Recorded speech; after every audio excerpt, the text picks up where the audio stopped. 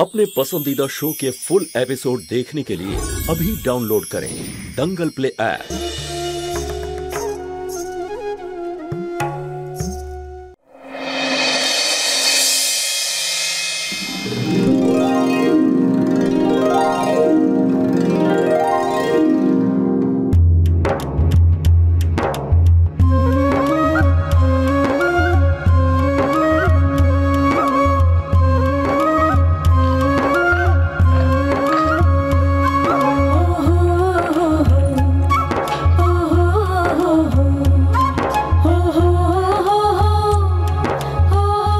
আমার বোন শাড়িতে কি মিষ্টি দেখাচ্ছে তোকে।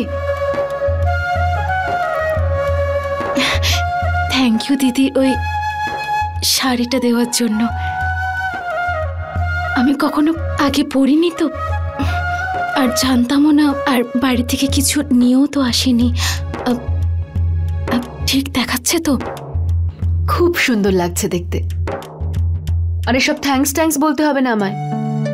তুই আবার দিদি থেকে যা বানিয়ে ফেললি না তো আমাকে। বোকামে যা আমার, সে সব কিছু তো তোরও। আচ্ছা উদয় কোথায় গেল? ও স্নান করছে। ঠিক আছে চল, তুই চা খাবি চল। দিদি তুই আমার জন্য চা নিয়ে কেন আসলি?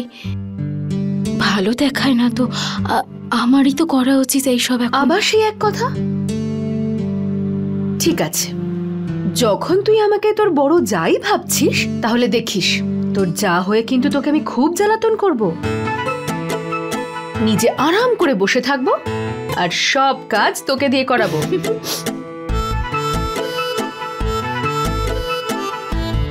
দিদি তোকে অনেক কাজ করতে হয় কেন?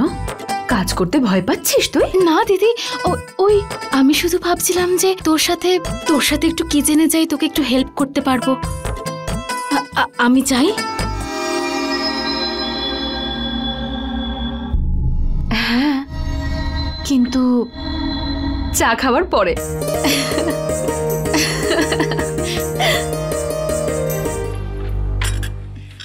পঙ্কজ তোমার চা। জ্যোতি তুমি নক করে কেন ঢুকলে না? পঙ্কজ এখন আমাদের সম্পর্কে এতটাও দূরত্ব আসেনি যে তোমার কাছে আসার জন্য আমাকে পারমিশন নিতে হবে। এই নাও চা খাও। দেখো এসবের কোনো প্রয়োজন নেই, আমি চা খেয়েছি। আমাকে সকালে লংশ্রী চা দিয়ে গেছে।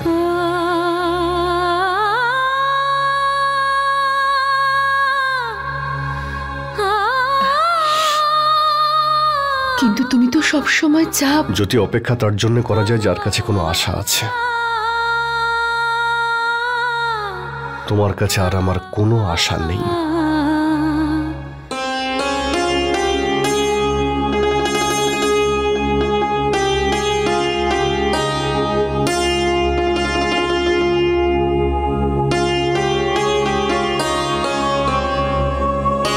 এক মিনিট ওখানেই দাঁড়াও।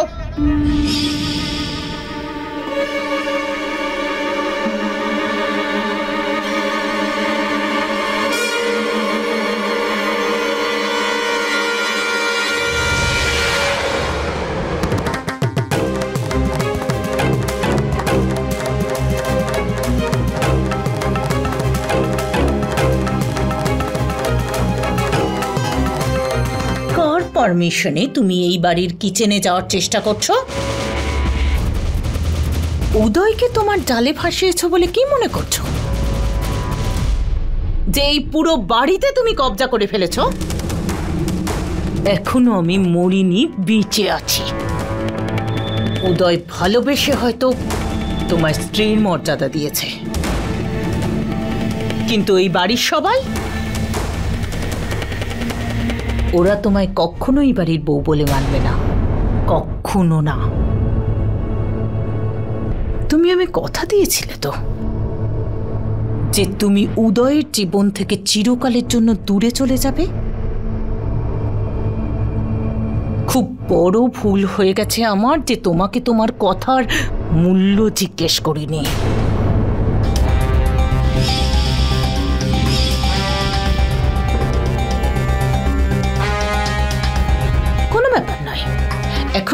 হয়নি।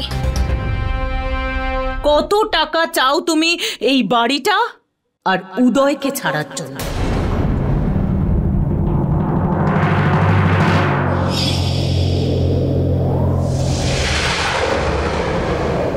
কত টাকা চাও তুমি এই বাড়ি থেকে আর উদয়ের জীবন থেকে যাওয়ার জন্য?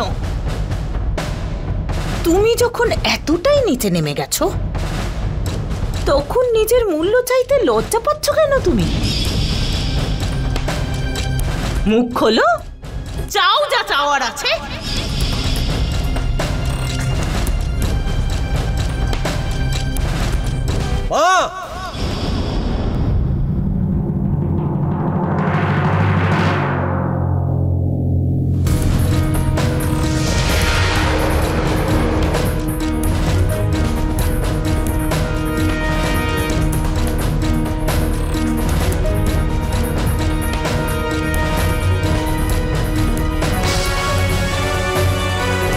সম্মান আর মর্যাদার কথা বলছো তুমি, আর আর সুধার সঙ্গে এরকম ভাবে কথা বলছো?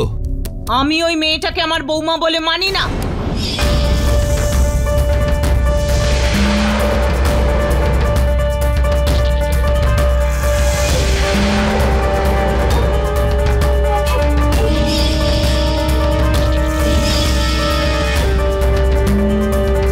একজন নারী হয়ে অন্য নারীর সঙ্গে এইভাবে কি করে কথা বলতে পারো তুমি?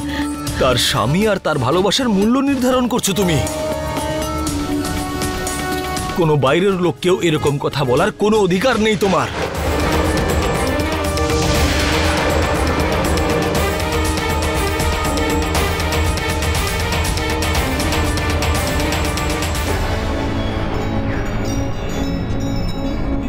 কে জানে কি জাদু করেছে এই মেয়েটা তোর ওপর।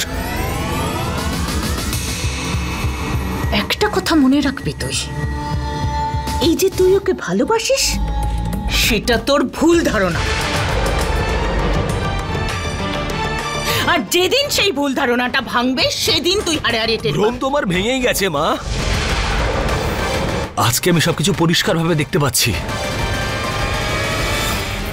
জানি না কোন মিথ্যে অহংকারের জন্য তুমি নিজের ছেলের সঙ্গে এইরকম ব্যবহার করছো।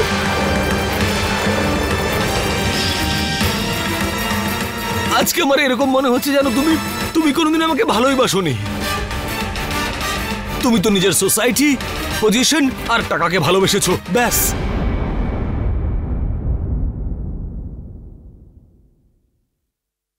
কিন্তু মা, তুমি মানো বা না মানো, আমি সুধাকে নিজের স্ত্রী মেনে নিয়েছি।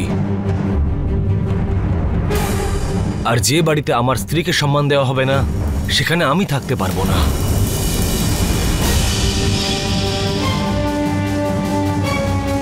আমি আজকে এক্ষুনি এই মুহূর্তে এই বাড়ি ছেড়ে চলে যাচ্ছি।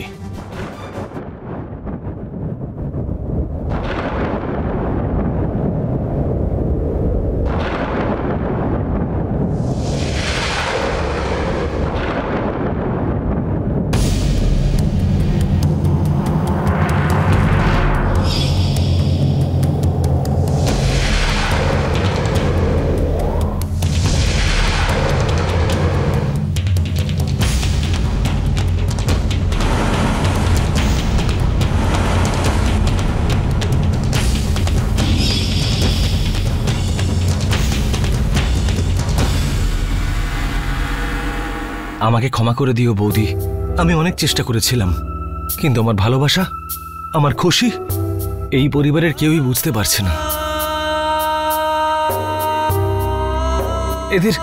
এদের থাকতে দাও নিজের মিথ্যে অহংকারের সঙ্গে।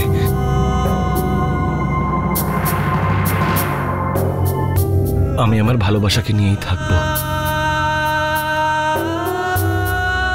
চলো সুধা। উদয়, তুমি বলতে না যে আমাদের মধ্যে দূরত্ব এসেছে, কিন্তু সত্যি তো এটা যে আজকে তুমি তোমার মিথ্যে অহংকারের কারণে নিজের ছেলেকেই হারিয়ে ফেললে।